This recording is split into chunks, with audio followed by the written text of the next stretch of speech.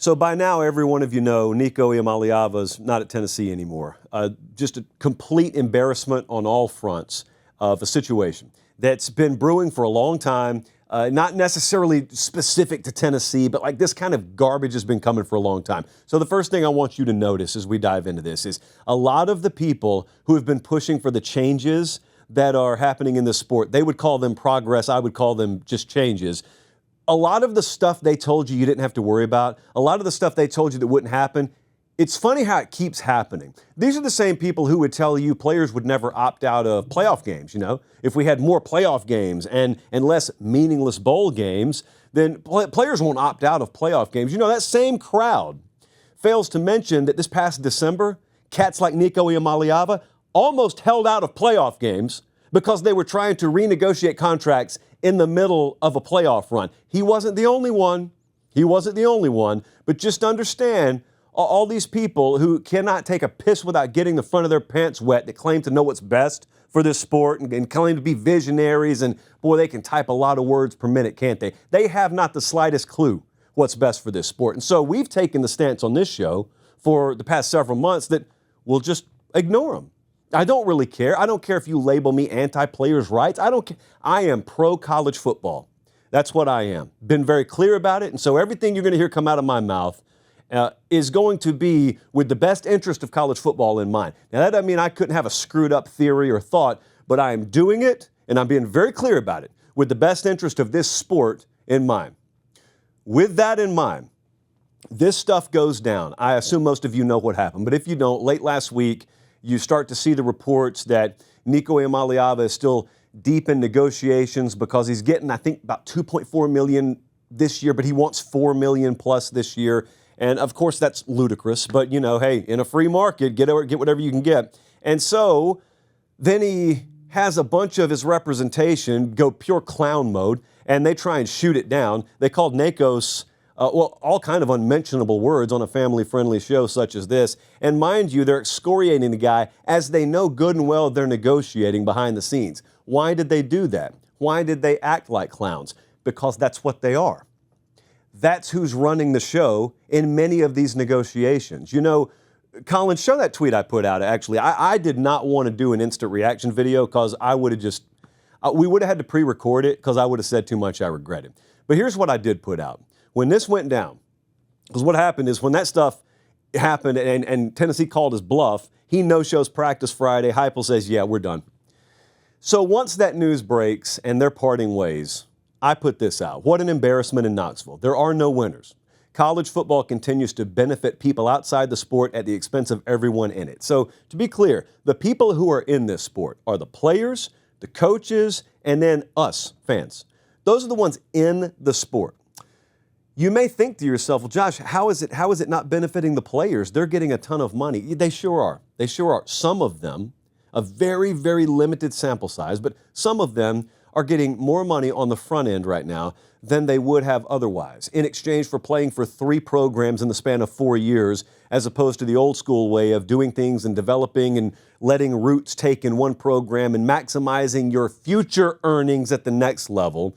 Or if you don't go to the next level, maximizing what the value of your degree is, something that the clown world will tell you doesn't matter but still very much does, so that you can prosper for decades to come instead of months to come.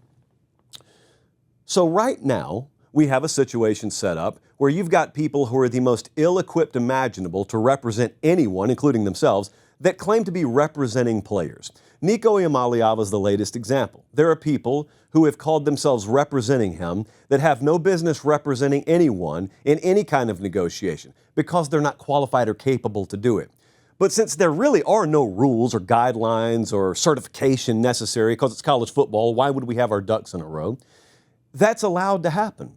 And it's been happening behind the scenes. This is not even, guys, I cannot stress this enough, this is not even remotely close to the only instance. There are far more screwed up instances than this happening right now, probably with your own collective or your own general manager and your own program. You just don't know about it. This stuff was happening last December during the playoffs, with this kid included, but not just this kid. They were trying to get more money out of Tennessee, and other players on playoff teams were trying to get more money out of playoff teams before the playoff games. They were trying to leverage playoff participation because do you know why?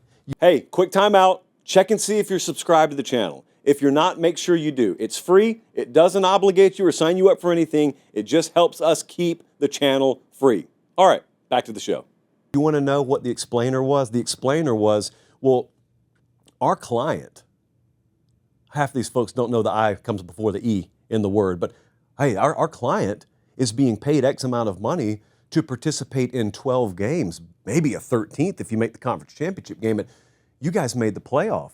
He should make more money. This is the kind of BS that's happening behind the scenes right now. There is no structure. So Josh Heupel gets to a point where he has no other alternative. Colin just put up that tweet where I said there are no winners. A lot of Tennessee fans pushed back on me yesterday and said, oh, sure there are winners. Our head coach took a stance. Our head coach took a principled stance. He didn't let one player elevate above the program. Well, I never said he did, but make no mistake, cutting your losses is not the same as winning. Cutting a leg off to make sure that infection doesn't spread to the rest of your body doesn't mean you're better than you were before you cut the leg off. It does mean you made a sound, tactical judgment call to survive, and Josh Heupel made a sound, tactical judgment call to cut loose an appendage that at this point was of no further value to his team, not to mention he didn't think it was worth $4 million, nor does anyone else in their right mind. But they're not a winner. Tennessee's not a winner. The guy they had their entire offense built around as recently as 72 hours ago is not there anymore. They're not a winner. No one's a winner. Everyone's a loser. This is happening more and more. There are situations where everybody inside the college football bubble, the coach, the program, the player, the fan base, they lose, and you've got some clown trying to represent someone to squeeze $1 million more out of a collective. That's the only one that may stand to win in the entire proposition. It's not the way anything is set up to sustain.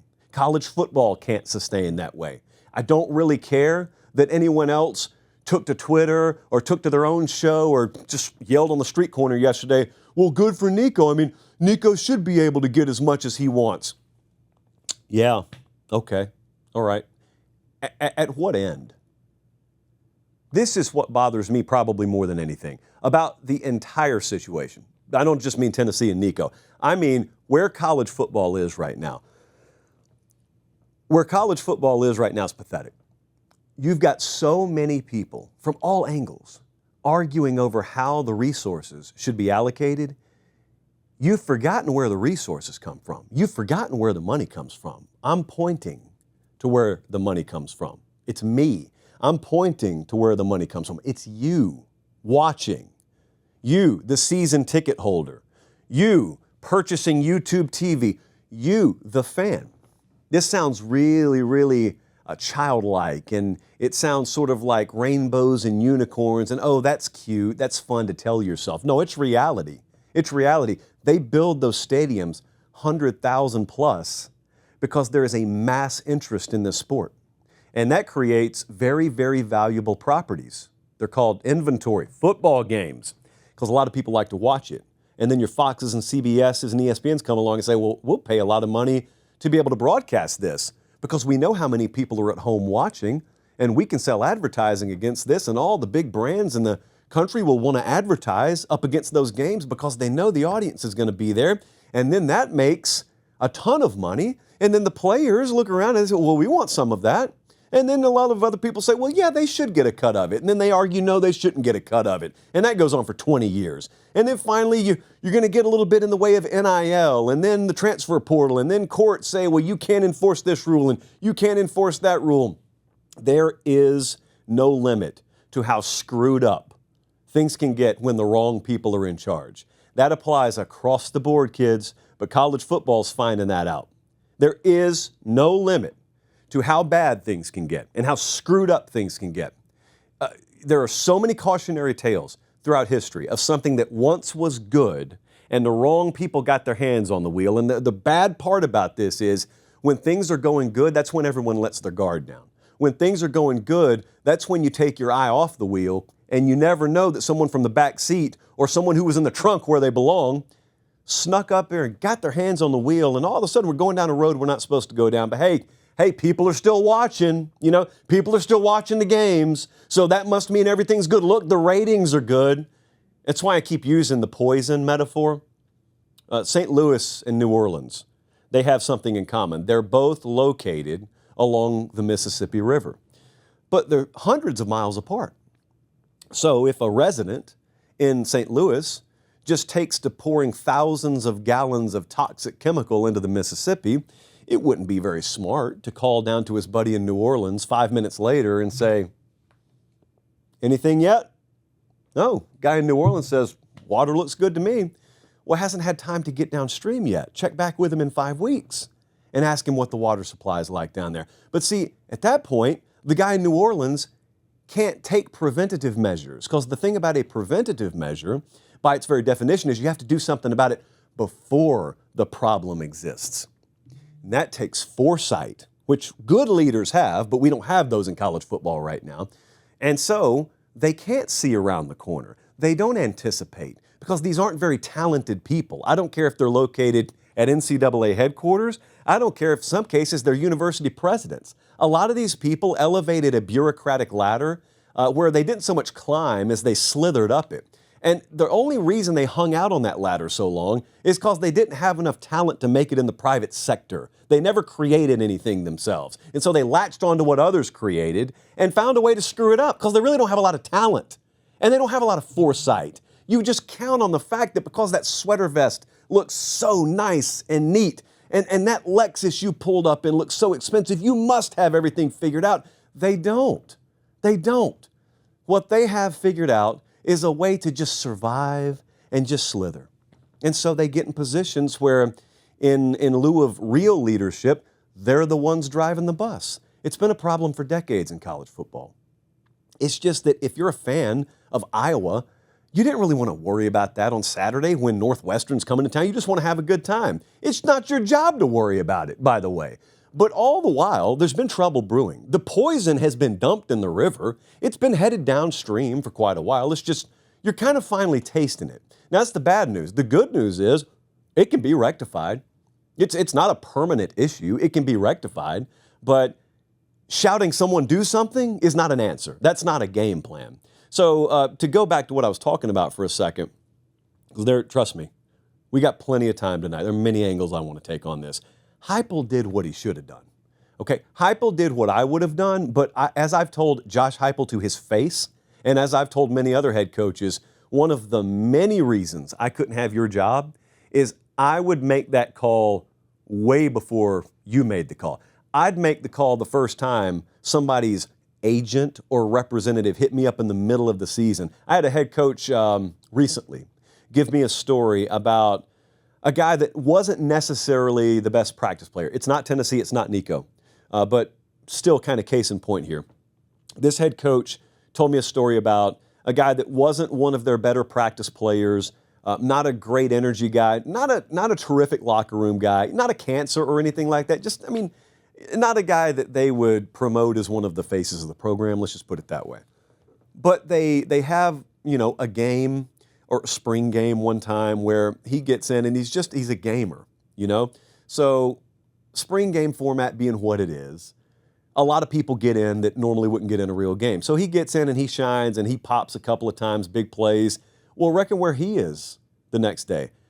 He's in the collective's office. He wants $150,000 more dollars, or he's going in the portal. It's at that point where I probably commit a felony. So I couldn't do this. I know I'm not cut out for it. And you've really got to have the patience of Job and then some, because Job didn't even have to deal with the portal. You got to have the patience of Job and then some to deal with this. So I look at Josh Heupel, and I fist pumped yesterday. I fist pumped when he did what he did.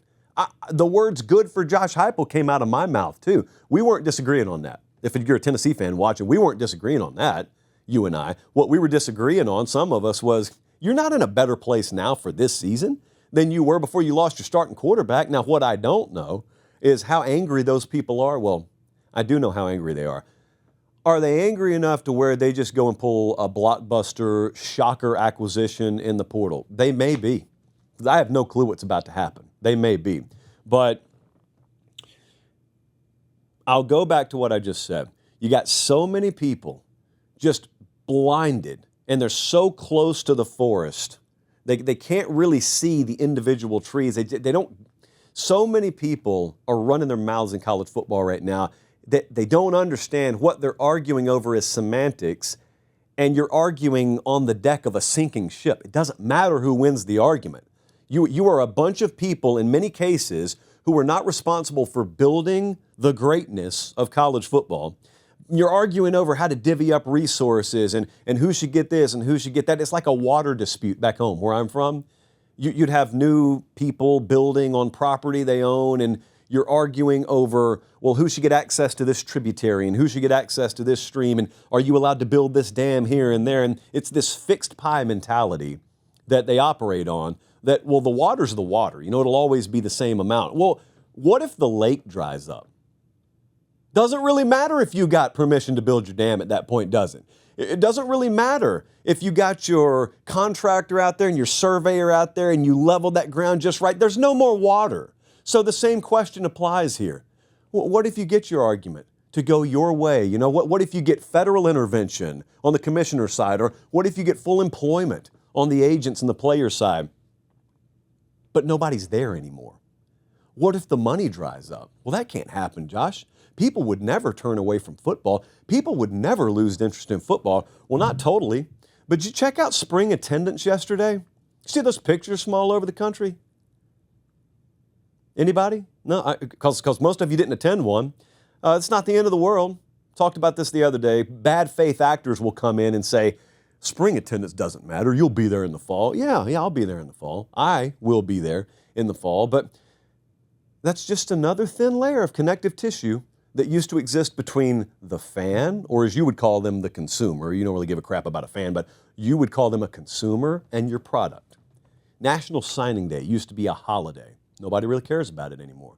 Spring games used to be cause for a pilgrimage for alumni to bring their kids back to campus, or lower income families can't afford tickets, but they can afford to go to Bryant-Denny Stadium for free. It used to be the case. Did you check out spring attendance yesterday? Well, I'm sure that's not a warning sign at all. Yeah, I'm sure they'll always just be there, because if there's one thing that history has taught us, it's that you can build something on a foundation, but then change everything about the foundation, and what initially drew that crowd there, they'll just always stay. Everybody's stupid. So you can play them for fools, and they'll just always show up. Some people actually believe that. I happen to not be one of them. So you've got warning signs. You got lights blinking in your face right now. And that's kind of a message to everyone. If you're a conference commissioner, or you're a university president, or you work at the NCAA, or you're a player, or you represent one, or you're a general manager, or you're a head coach, but just 5 seconds, back away from the table for a second and ask, what's the main thing? The main thing is not whether you get your money, because if that was the main thing, then that means you can always assume the money will be there. You can't always assume that. You don't always know the money will be there.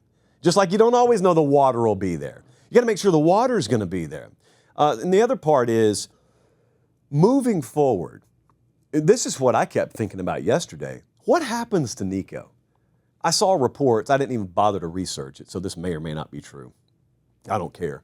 But I saw reports that he hired a real agent. If so, good. But I had a buddy text me and say, who's going to have the stones to sign him? Because won't he be a bad guy? Won't he be perceived as a bad guy no matter where he goes? By many people, yeah, he will be. I'll tell you one thing that could change that is if the person who's really at fault, or the people who are really at fault for this, stand up and take the arrows, so the kid in the room still gets to have an enjoyable college career. Because if you think for a second, Nico Iamaleava, an adult though he is, if you think he was the one pulling all the strings on this, you're insane. There have been a ton of bad decisions made. One good decision that could start to rectify this is the folks who dug the hole for him, instead of tossing his body in there, how about you step up and say, I screwed up and it's on me. And if you want to hate somebody, hate on me, but give the details. It wasn't him negotiating this. It wasn't him that knocked on the door and said, we want $4 million instead of 2.4, or we're out. Or if it was, then it was. I highly doubt that's the way it went down. So that's how you may spare Nico Iamaleava from what he would suffer wherever it is he ends up. I don't know how he's going to be viewed. And I do understand when people get upset when you say, well, it's not fully on Nico, which I don't think it's fully on Nico. But he is an adult. It sucks that a lot of times, whether you're a football player or not, you got to make the most important and impactful decisions in your life when you're the least equipped. Because you're ignorant when you're 19 or 20 years old. When you're 60, you got all the answers. And if you could control a 20-year-old version of yourself with a joystick, yeah, you'd make sound calls in every facet of life. That's not the way it works, though. And so it may be unfair that you got a kid, not by birth certificate, but by societal standing. You've got a kid, 19, 20, 21 years old, that's having to navigate this. But you know what? Tough. You're in a unique situation. You gotta nut up a little bit yourself, and you gotta tell people when they don't have your best interest in mind anymore, or when they don't know what your best interest is, you better have the wherewithal to step away. I know it's hard. It's hard to do it when you're twice your age. It's especially going to be hard to do it when you're your age, but you're one of one. There are not many people out there with the God-given ability you have. So you're not going to be able to lean on your buddies for advice. It's going to be very lonely. Truth be told, you probably get more sound feedback from inside the program that you're negotiating with, because at least those people have extensive backgrounds in this field. Or go hire yourself a real agent. The real agents, by the way, few and far between though they may be, they are out there. And so for his sake, I hope that is true. But a lot of people, man, a lot of people yelling right now.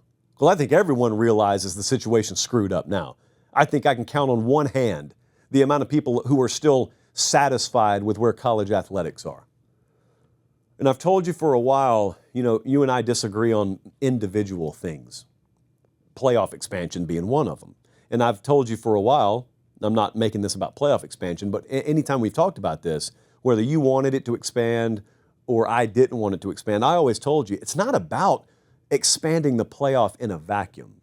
It's about who wants the playoff expanded and why they actually want it expanded. You may want it expanded because you really think it's going to level the playing field, or you just want to see more playoff games. You think it sounds fun.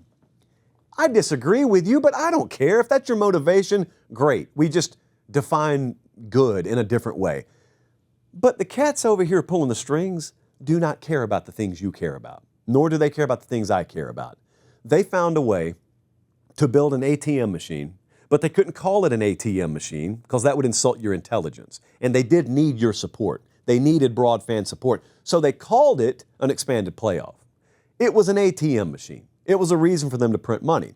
People like me who sat here and said, I don't like what that's going to do to the regular season, you just got cast aside. There weren't enough of us who felt that way, and it was really irrelevant, even if enough of us did feel that way. It was going that direction. Well, then we got to things like the transfer portal and things like NIL, which on the street is known as pay for play, but we still use that three letters for some reason. There are a lot of people who threw up red flags on that, but you got labeled as anti-player if you did that. Well, no, I'm not anti-player at all. Who in the world's anti-player, by the way? Your Uncle Jerry, who's 113 years old down in Bessemer, notwithstanding. Who's anti-player? I'll tell you what I am, though, is pro-college football. So there are some thoughts out there that if you just make these players employees and you collectively bargain with them, all the problems will go away. No, they won't. You'll just create a new set of problems. I truthfully don't think there's an answer where all the problems go away. But I am in the minority on this. At least it feels like in my profession, but I don't really care if anyone in my profession agrees with me. I believe that they have to get federal intervention in order to fix this in the best interest of college athletics. That's what I think. There may be a player or two who in the aggregate makes less money because of that, although the majority would make more money because of that. But don't ignore what Dellinger put out tonight. Tonight being Sunday. As I'm talking to you, it is Sunday late evening. It's 7:26 Sunday evening. Over at yahoosports.com, Ross Dellinger put out a pretty interesting piece today, but it didn't have anything directly to do with the Nico, Tennessee situation, which everyone's caught up in. It's a hornet's nest that had a baseball bat taken to it. But there was some pretty interesting information in the Dellinger piece. Now, I say all this like I have Colin ready to tee it up and go. I don't. But I will tell you, it's over there right now. I would argue they need a college football tab on the front page of the website, if anyone at Yahoo is listening, but you can find it. And he said that there is a bipartisan group from Congress that feels they are as close as they've been to achieving limited antitrust exemption to codify the House settlement, if we get it, into law. And it would provide the mechanisms needed to enforce rules. When we get to the rev share later this year, you got the revenue share, but then above and beyond that, the entire thing depends on how enforceable the NIL model is. Because the way the thing's worded is NIL can only be fair market. In other words, you can't do what you do now, which is pay a kid $2.5 million to make a few autograph signings and call it NIL, because in this new world, an enforcement body, a third-party enforcement body would say, you got to prove that the market value for that autograph signing is $2.5 million. Now, right now, that's illegal. But if you get that federal overreach, some would call it overreach, whatever it is, I think it's in the best interest of college athletics at this point. If you get that protection, then you have teeth.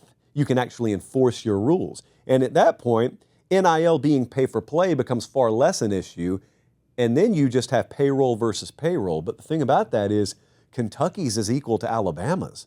Northwestern's is equal to Ohio State's, and it becomes all about evaluation, and it becomes about development, and it becomes about proper roster allocation. But you know what else? It becomes about staying put.